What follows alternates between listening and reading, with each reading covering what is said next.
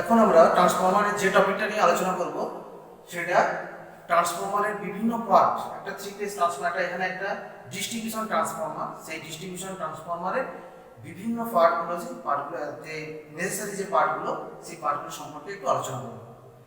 তো আমরা জানি, একটা জেনেছিলাম যে ট্রান্সফরমারের যে তিনটি পার্ট ছিল, একটা হচ্ছে তার মেন পার্টগুলো, মেন পার্ট করা ছিল তিনটি: প্রাইমারি ওয়াইন্ডিং, সেকেন্ডারি ওয়াইন্ডিং এবং ট্রান্সফরমারের ল্যামিনেটেড কোর বা ম্যাগনেটিক কোর।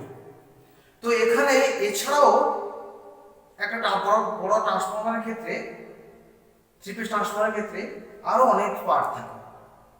তো সেই পার্টগুলো সম্পর্কে বলি। এখানে এই ফিগার অনুসারে দেখতে পাচ্ছ, এখানে এটা একটা ডিস্ট্রিবিউশন ট্রান্সফরমার।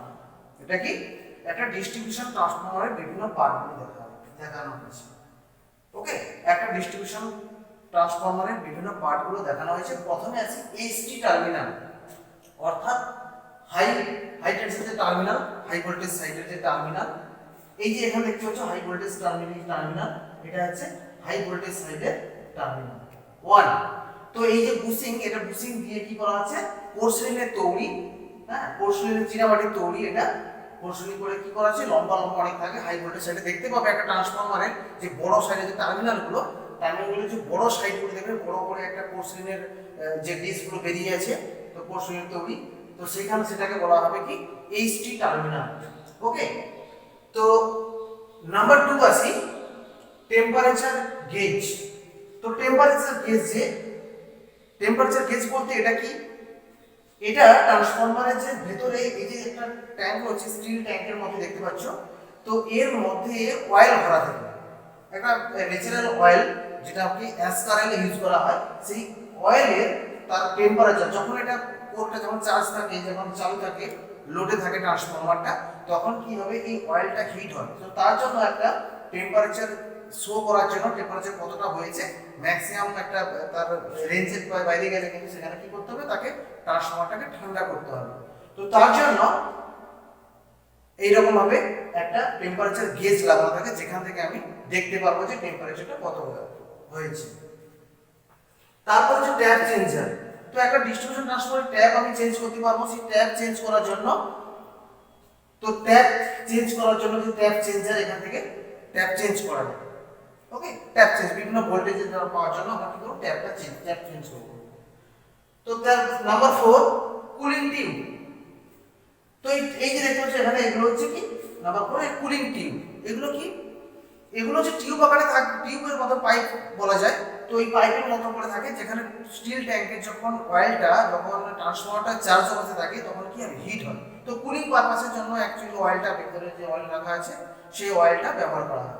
তো সেই কুলিং টিউবে যে অয়েলটা ব্যবহার করা হয়, সেই অয়েলটাকে বিভিন্ন সার্কুলেট করলে সেটা কি হবে, অয়েলটা কি হয়, ঠান্ডা হতে পারে। তার জন্য এই টিউবগুলো রাখা থাকে, যেখানে যে অয়েলটা সার্কুলেট হতে পারে।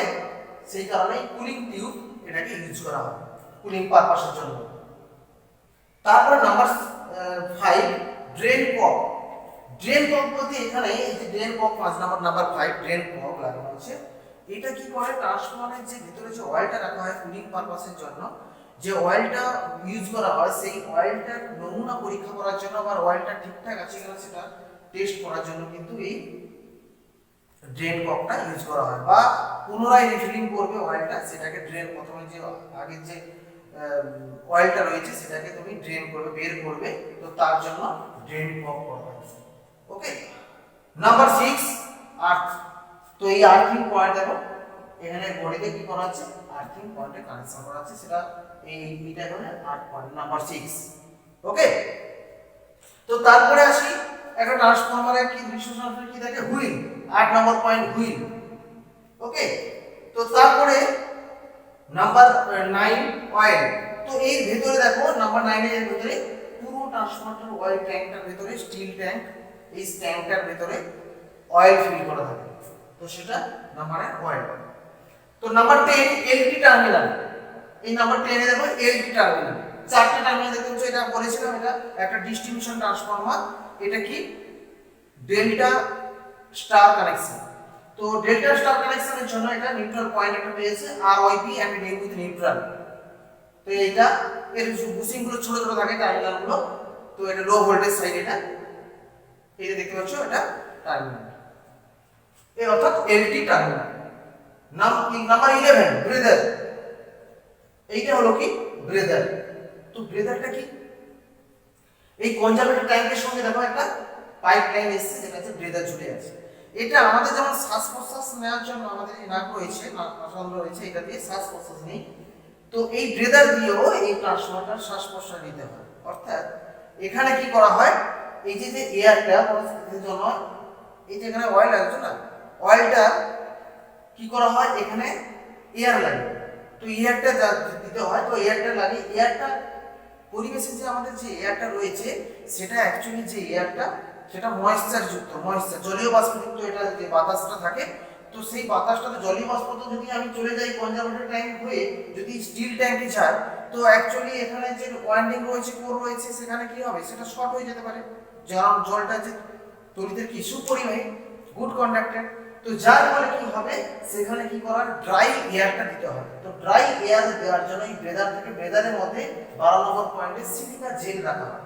সেই জেলটা কি স্ফটিক আকার দেখতে, তো সেই জেলটার ভেতরে রাখা হয়, যেটা কি করে ওই জলীয় বাষ্পটাকে কি করে বাতাসের যে সঙ্গে মিশে থাকা যে জলীয় বাষ্পটা সেটা কি করে শোষণ করে নেয়। শোষণ করে নিয়ে ড্রাই এয়ারটা পুরো কনজারভেটর ট্যাঙ্কে দেয়। ওই লেভেলটাকে প্রিজার্ভ করার জন্য, লেভেলটাকে ব্যালেন্স করার জন্য এটাকে এই কনজারভেটর ট্যাঙ্ক থেকে এয়ারটা নেয়। তো এটা ড্রাই এয়ার দিতে হয়। তো ড্রাই এয়ার আমি কখন সবসময় কি ড্রাই সিলিকা জেলটা ড্রাই এয়ার দেবে না, সবসময় এটা দিতে পারবে না।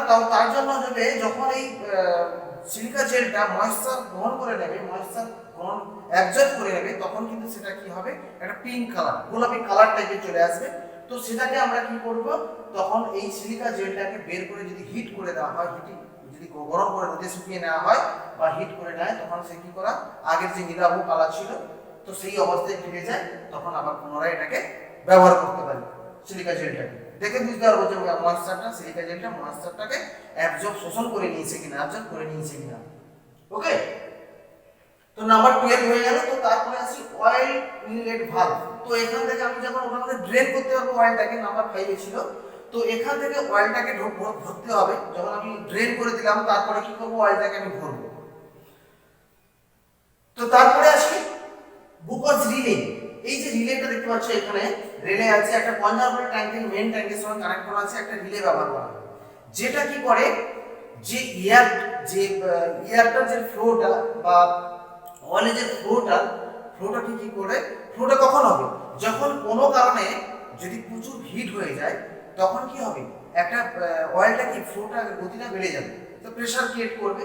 তখন কি করবে, এই গ্লুকোজ রিলে যে রয়েছে, এই রিলেটা কি করবে, দুটো তার সার্কিট রয়েছে, যেখানে কি করবে, সেন্স করবে, দুটো সেন্সর রয়েছে।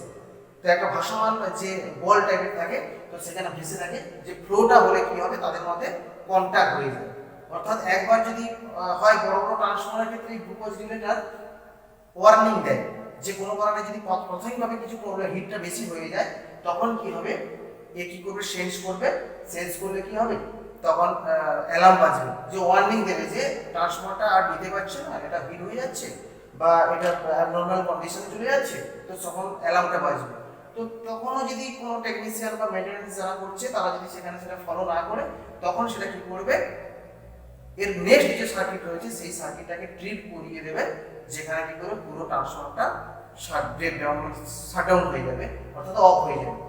ঠিক আছে, তো এই রিলেটা, এটা একটা অ্যাকচুয়ালি রিলে, যেহেতু বলে গ্লুকোজ রিলে, তো এটা সার্কিটটাকে ক্লোজ, ওপেন এবং ক্লোজ করছে, তার কারণে এটাকে বলা হবে কি, রিলে, অর্থাৎ গ্লুকোজ রিলে। ওকে, নাম্বার 15 কনজারভেটর ট্যাঙ্ক। তো কনজারভেটর ট্যাঙ্ক যে দেখতে পাচ্ছেন, এটা মেইন ট্যাঙ্কের উপরে লাগানো আছে একটা কনজারভেটর ট্যাঙ্ক। এটা একটা মেইন ট্যাঙ্কের থেকে অনেকটা ছোট আকারে দেখতে, একটা সিলিন্ডারের টাইপের দেখতে পাচ্ছেন, সিলিন্ডারের টাইপের। তো এটা কি করে, এটা অ্যাকচুয়ালি এই ট্যাঙ্কের যে অয়েল লেভেলটাকে ব্যালেন্স করে, কন্ট্রোল করে এই কনজারভেটর ট্যাঙ্কটা। অর্থাৎ একটা এই অয়েলটা রাখার জন্য একটা অতিরিক্ত জায়গা করে দেয়। কেন, যখন ওই হিট হচ্ছে, যখন গরম হয়ে যাচ্ছে, তখন অয়েলের কি হবে, আয়তনটা বেড়ে যায়। তো তখন বেড়ে গেলে কি হবে, সে কি করবে, অয়েলটা কি করবে, ওই অতিরিক্ত জায়গা করে দেওয়ার জন্য কনজারভেটর ট্যাঙ্কে কি জমা হবে। আবার পুনরায় যখন ঠান্ডা হবে, সেটা কি হবে, আবার সেটা চলে আসবে। অর্থাৎ এটা কি করে, এই কনজারভেটর ট্যাঙ্কটা অয়েল লেভেলটাকে ব্যালেন্স করে। তো সেইখানে একটা নাম্বার 16 অয়েল লেভেল ইন্ডিকেটর লাগানো আছে। সেই অয়েল লেভেল ইন্ডিকেটর দ্বারা আমরা অয়েল লেভেলটা কতটা আছে সেটাকে আমি দেখতে পাই। আর এই কনজারভেটর ট্যাঙ্কের যে আমাদের অক্সিডেশনটা, যদি আমি এই ট্যাঙ্কে যদি এই কনজারভেটর ট্যাঙ্কটা যদি না থাকতো, তো তখন এই ট্রান্সফার স্টিল ট্যাঙ্কটা যেটা ট্যাঙ্কের যে মধ্যে একটা গ্যাপ রাখতে হতো।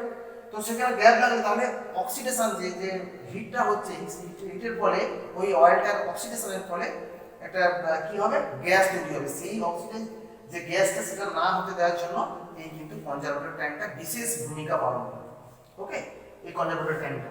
তো তারপরে আসবো আমি এক্সপ্লোশন ভেন্ট ভালভ, অর্থাৎ এক্সপ্লোশন ভালভ অ্যাকচুয়ালি এটা ভেন্ট, এক্সপ্লোশন ভেন্ট।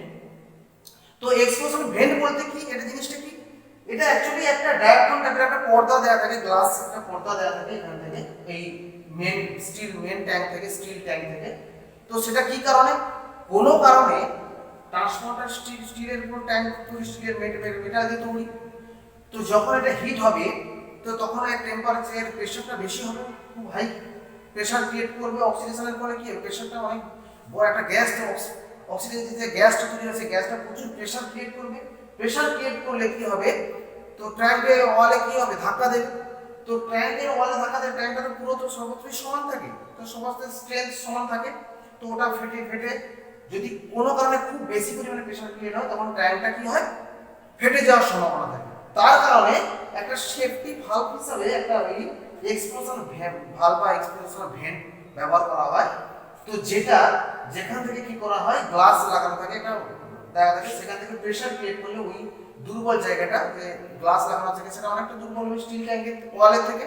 তো তখন কি হবে, এই গ্যাসটা কি হবে, ওইটা থেকে বেরিয়ে যাবে। অর্থাৎ ট্যাঙ্কটা এই ট্রান্সফরমারটাকে বড় ক্ষতির হাত থেকে, ব্লাস্টের হাত থেকে, ব্লাস্ট হয়ে যেতে পারে, ব্লাস্টের হাত থেকে কি করবে, ওটাকে রক্ষা করবে, এই ট্রান্সফরমারটাকে রক্ষা করবে। সেটাই হচ্ছে কি এক্সপ্লোশন ভেন্টের কাজ, এক্সপ্লোশন ভালভ বা এক্সপ্লোশন ভেন্ট।